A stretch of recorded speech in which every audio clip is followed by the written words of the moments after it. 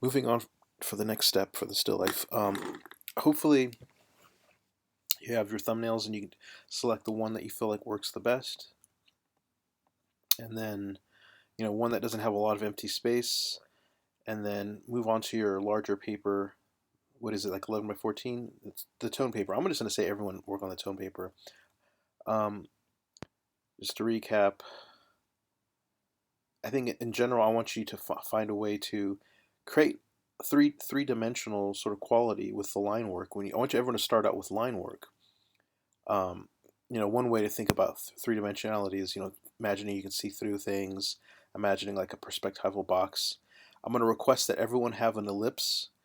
So this is like the classic example of like a cup with lines drawn around it you can see through, and use like your imaginary X-ray vision. And remember, like at your eye level, it'll always flatten out. As you look down, the ellipse gets larger, and as you look up, it gets larger, um, or wider, I should say. So quickly. I know I had another video that showed this, but I just want to quickly recap. Loosely, very loosely, and like gestural, plotted in. This is a technique they call it the envelope technique, where you kind of have like a framework that sort of creates one big shape for all the little, as that encompasses all the little shapes. Um, in it, you can imagine you don't have to go this far as draw boxes if you see ellipses in perspective, but you slowly build things up. And you kind of see it. The imaginary X-ray vision is what I mean. You can imagine you can see both ellipses, even though in reality you don't see through an object. Slowly tighten things. You can see it's like this is a box too. You can even think of this as like a long skinny box. And you can see the elliptical form here.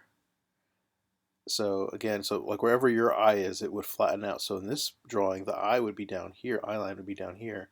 So again, drawing ellipses as if you can see through it. I always recommend that you draw a center line if you're drawing something like a bottle, so you have some kind of way to safely get the thing symmetrical. And I'm going to ask all the objects have cross contours on them, similar to this.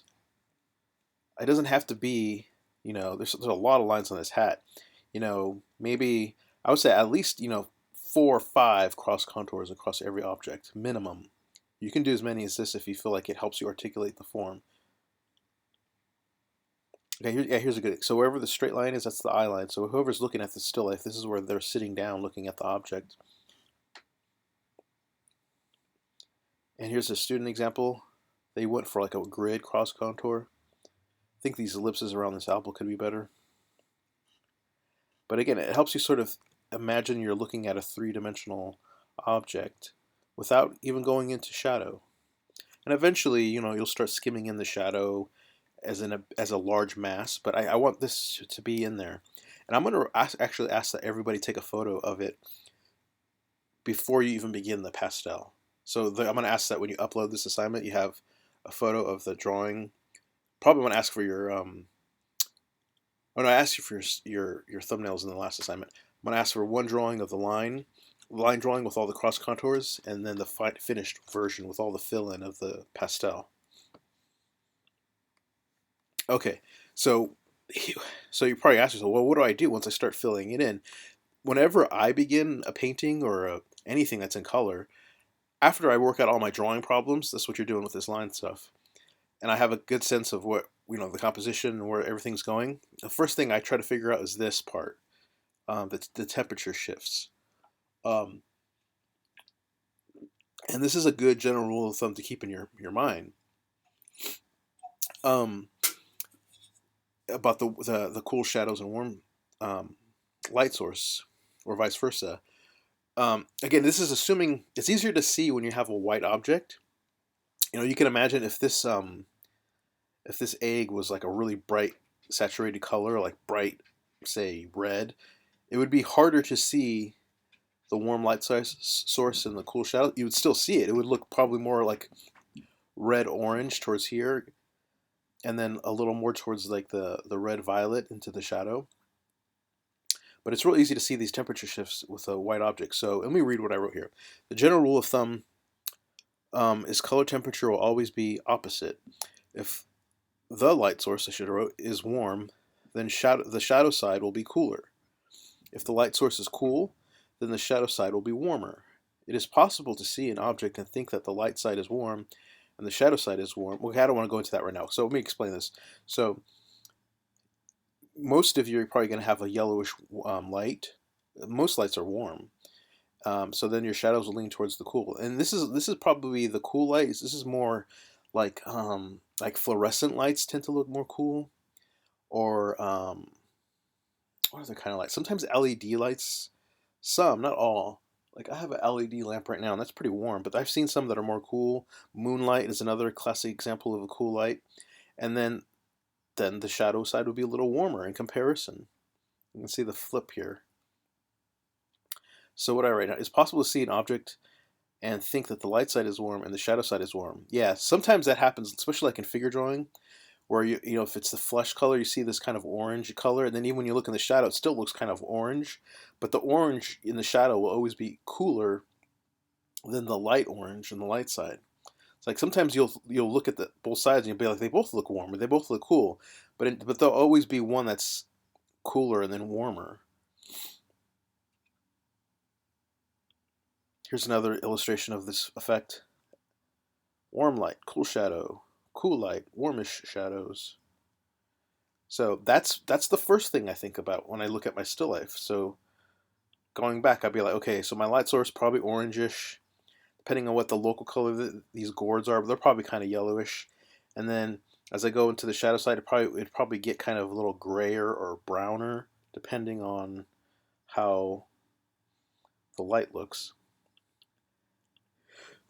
So the next thing then you have to think about after you think about your light source affecting the objects, and is how, assuming again the object's completely white, is how does bounce light affect it?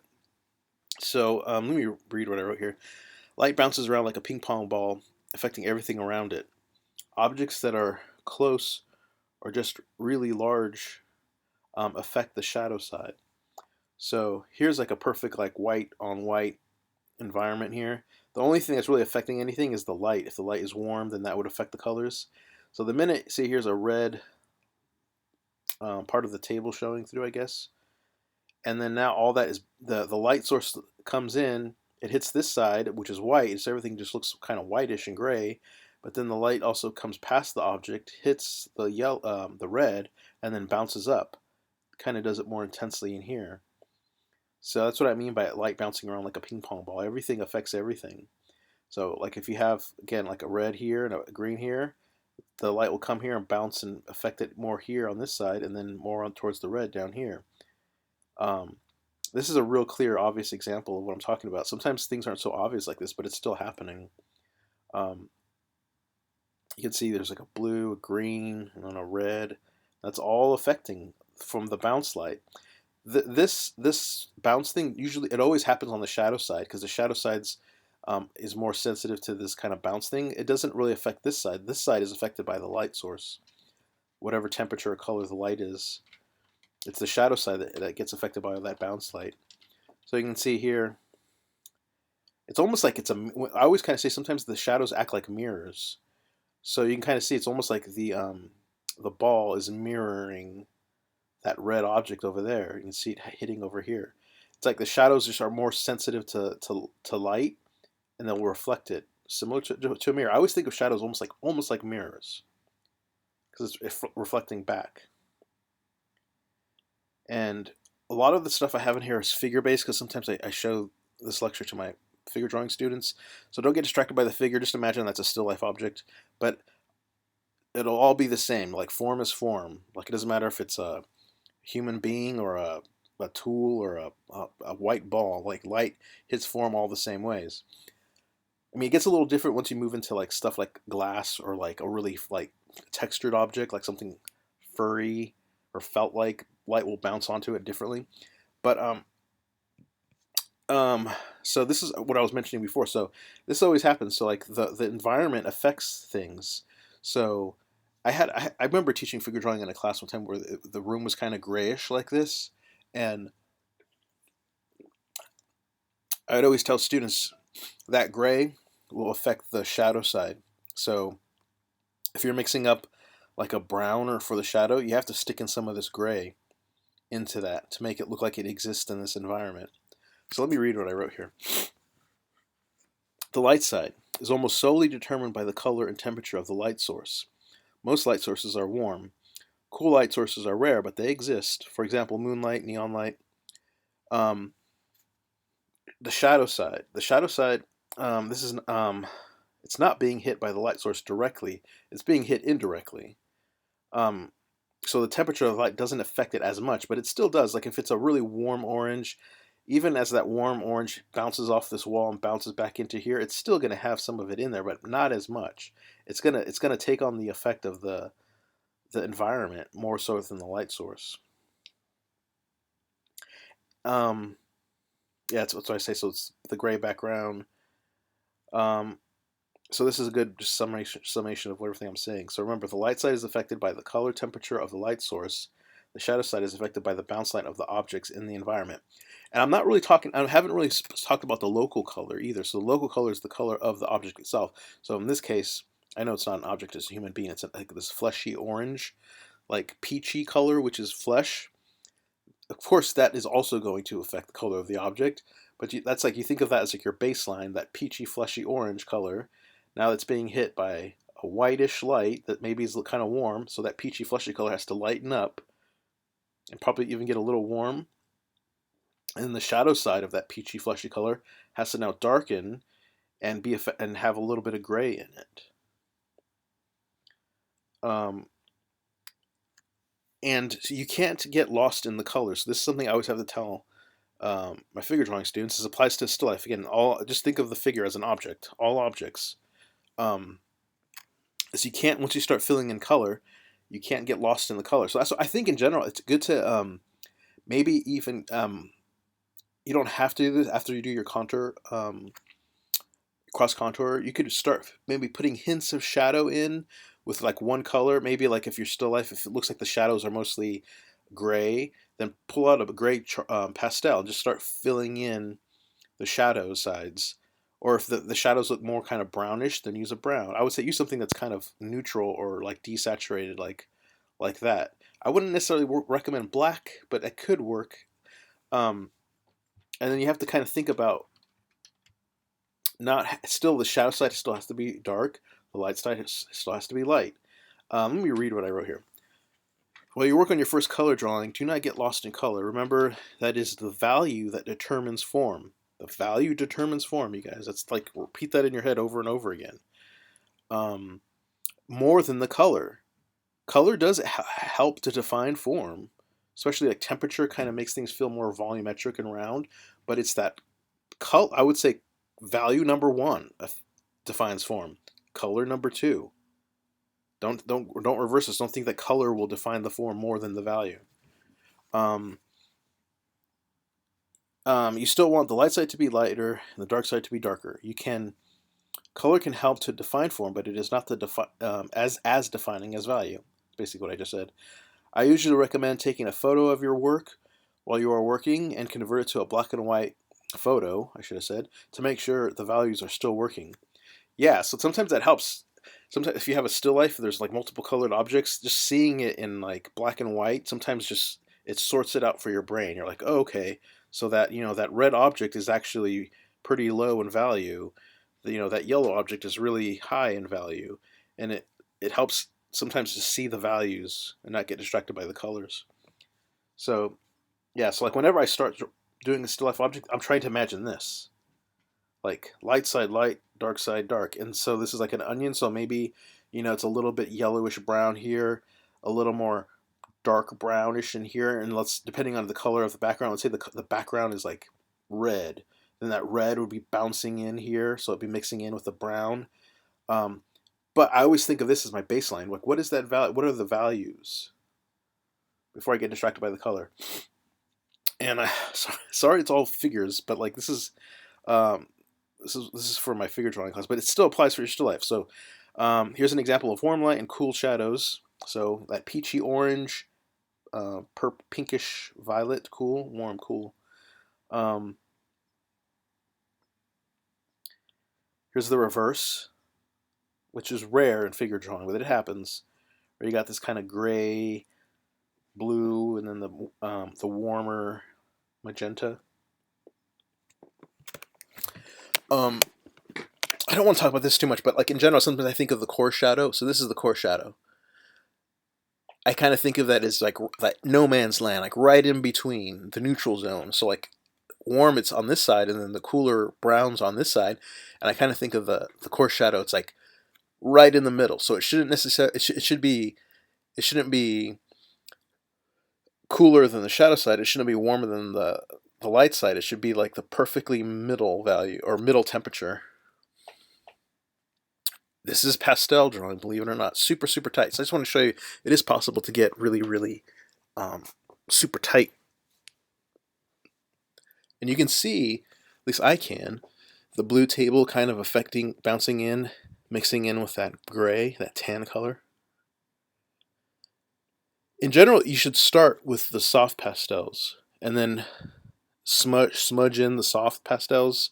And then here's a good example of a really loose, not super tight pastel. But you want to start with soft, and then as you get tighter and you want to define things in a much more sharper way, switch over to those skinnier sticks, the Prismacolor ones.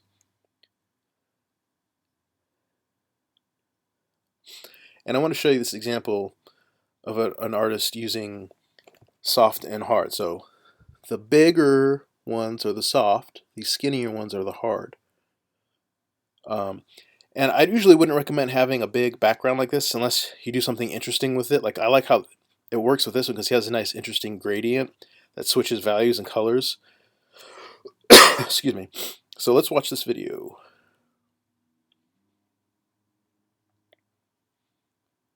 So tan paper, kind of the size you guys are going to do. Using one, let me back up. So for the most part, I just used like a warm brown, did all his line work, and then he's starting to skim in a light side, shadow side, which is smart. That's I always think of telling my students, you know, this green thing, get your light side green and your dark side green. This thing, which is kind of a blue-gray, light gray, that's white, and then darker gray. And nice and loose. I want you to see, think there's no little details yet. So lighter green, darker green. Eventually there'll be black in there. Nice and loose. And also using the side of the pastel, smudging with your fingers. You can smudge with your fingers. I know I said not to. I think I said not to smudge too much with graphite. You can smudge with pastel.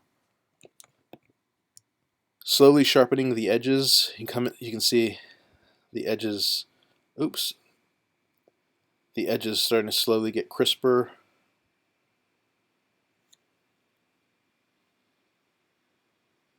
Highlights coming in, darker shadows coming in. And I always say save your blacks towards the end. Or closer towards the end. You don't want to dive in, I think, in general. Unless there's a lot of black at the beginning of your still life. But in general, I think it's good to hold off on the blacks. And then, yeah, getting the edges a little sharper, those crisper slowly as you go. Little details start to come in, like that little string towards the end. So let me recap real quick. So early on, loose, just light side, shadow side stuff. Light side, shadow side stuff, really loose. And then you slowly tighten it up. Here's a really nice pastel drawing. And I was thinking in general, think about edges. Some edges are sharp, some edges are fuzzy. I like this because it's a really good example of just edges that are really, really well done. And there's a variety of them. You can see how this one fades out. It probably started out nice and crisp and harsh, and then he slowly faded it out. And this one's a little crisper and more in focus. And like I like how this seam, that's like the seam of the skull where it gets cut in half here. Like it's light here, and then it turns into a sharp thin line. It gets a little fatter here. Here it turns to like a different brownish color. There's even like a white edge there. You can see here, a little crisper on this edge, a little fuzzier here. little harder edge. I'm always thinking once after I start filling it in with the light side, shadow side, I start thinking about how am I going to control my edges. They shouldn't all be fuzzy. They shouldn't all be sharp. Remember, you guys tend to over emphasize line too much. So here's a good still life. It's a work in progress. Use the side of the pastel. If you have big wide areas, you can see this is the pastel on its side. And think in terms of just big masses of light side and shadow side, really loose. And then you could come back in here and tighten up the drawing, put more details in here. You could spray fix it, and then I would recommend if you, at a certain point during the halfway process, you probably want to put some spray fixative so it stops smudging so much, and then you can kind of draw tighter on top of it. If it's always kind of soft and mushy, it's hard to kind of get the detail crisper as you go. So that's my rough introduction